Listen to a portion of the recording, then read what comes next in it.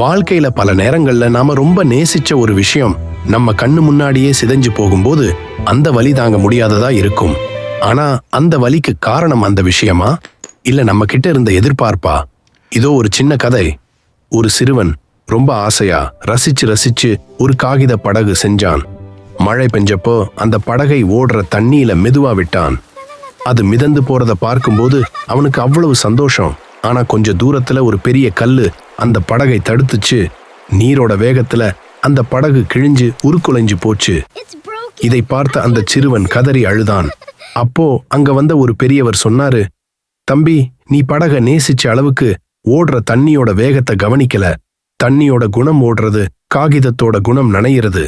இத நீ புரிஞ்சுக்கிட்டா உனக்கு ஏமாற்றம் வலிக்காது அப்படின்னு சொன்னாரு. நாமளும் அப்படித்தான் சில மனிதர்கள் மேல அளவு கடந்த எதிர்பார்ப்பை வைப்போம். அவங்க இயல்பின்படி நடக்கும்போது அது நமக்கு ஏமாற்றமா தெரியுது. மற்றவங்களோட இயல்பை நாம புரிஞ்சுக்கிட்டாலே ஏமாற்றம்ங்கிற வலி நம்ம மனசை காயப்படுத்தாது. இந்த கதை உங்களுக்குள்ள ஒரு சின்ன மாற்றத்தை ஏற்படுத்தி இருந்தா மறக்காம லைக் பண்ணுங்க. உங்க நண்பர்களுக்கும் இதை பகிருங்க.